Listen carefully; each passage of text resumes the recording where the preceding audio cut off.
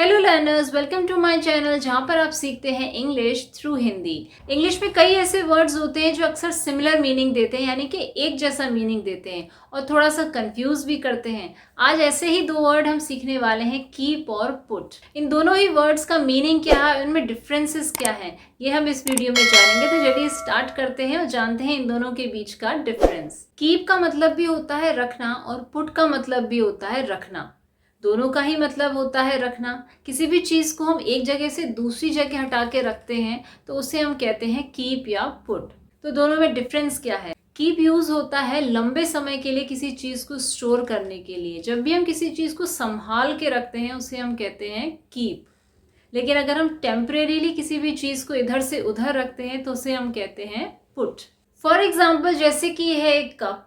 अगर हम इसे संभाल के रखना है तो हम कहेंगे keep this cup in the cupboard.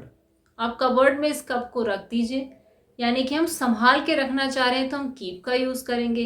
Put this cup on the table. Put this cup on the table, तो इसके लिए हम पुट का यूज करेंगे क्योंकि हम टेम्परेरीली किसी भी चीज को इधर से उधर रख रहे हैं तो उसे हम कहते हैं पुट। कोई भी चीज अगर फिजिकली प्रेजेंट है तो हम उसके लिए यूज करते हैं पुट का। कोई भी चीज अगर फिजिकली प्रेजेंट है और हमें टेम्परेरीली उसको इधर से उधर रखना है तो हम कहते हैं पुट। लेकिन अगर कोई भी चीज फिजिकली है और फिजिकली नहीं भी है और हमें उसे संभाल के रखना है तो हम उसके लिए यूज करते हैं कीप का। कीप में दोनों ही चीजें आती हैं, चाहे वो फिजिकली है या नहीं है। For example, keep this words in your mind. अक्सर हम ऐसे बोलते हैं कि keep this word in your mind. हमें माइंड में रखना है, यानी कि हम संभाल करके स्टोर करके रखने की बात कर रहे हैं, तो वहां पर हम कीप का यूज करेंगे। लेकिन ये चीज फिजिकली प्रेजेंट नहीं है, ये क्या है, नॉन फिजिकली प्रेजेंट है, इसलिए यहाँ पर कीप का यूज होगा। For example, put this pain in the bag. Bag में पेन को रखना है, फिजिकली प्रेजेंट है, इसलिए यहाँ पर पुट का यूज होगा। इसीलिए कीप के लिए हम कह सकते हैं टू होल्ड समथिंग और to store something. For example, I will keep this ring for ever.